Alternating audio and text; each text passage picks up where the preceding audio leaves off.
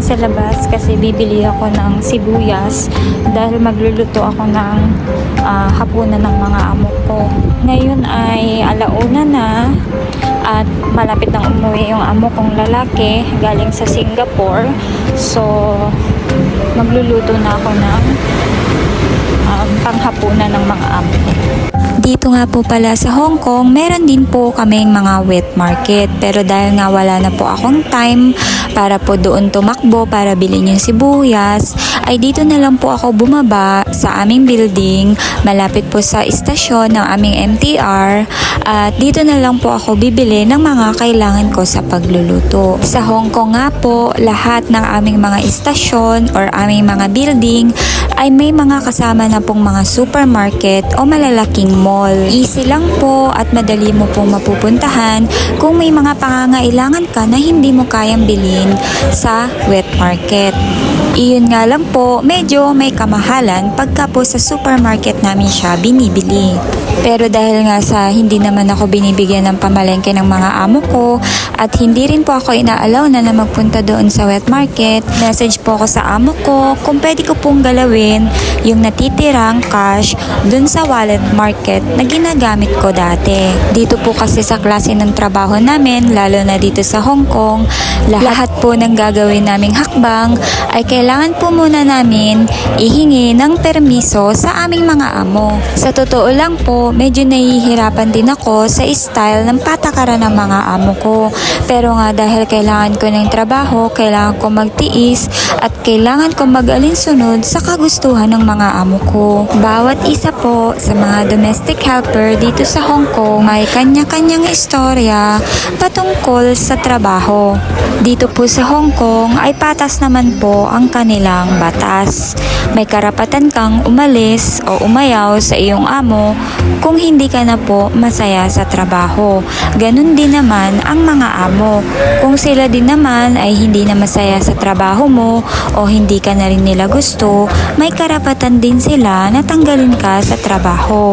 Pero sa party ko po, gusto ko po na matapos muna ang kontrata ko at saka po ako maghahanap ng panibagong amo. Hindi ko man po may share sa inyo ang kabuuan ng istorya ko dito sa aking trabaho, ay masasabi ko lang po nahihirapan ako dito sa mga amo ko. Ang dami ko na rin pong stress na pinagdadaanan dito at tinitiis ko lang po talaga dahil nga kailangan ko ito. Dedesisyon po ako kapag nasa tamang panahon na po na kailangan ko nang iwanan ang mga amo ko.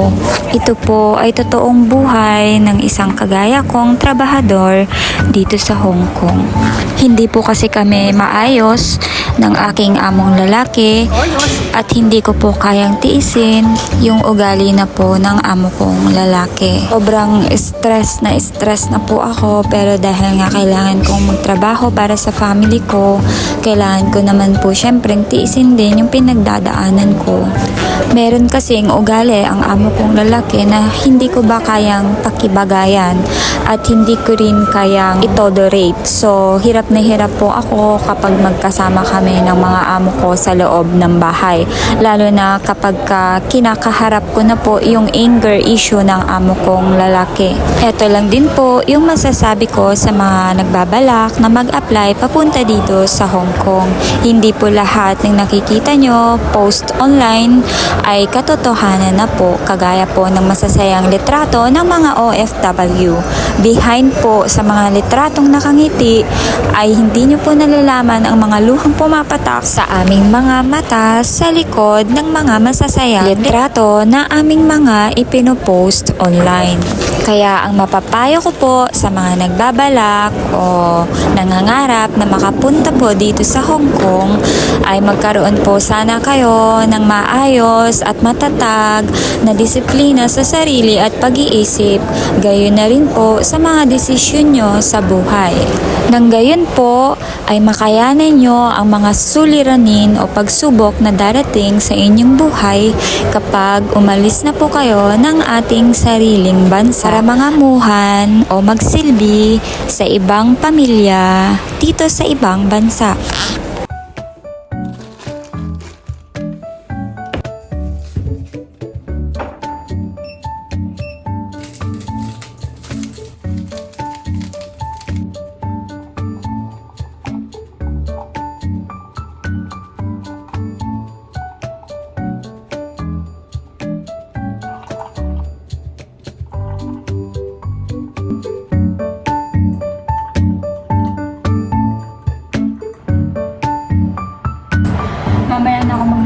pagkapadating na yung amo ko lalaki. Kasi wala na rin akong gagawin, malinis na yung bahay namin.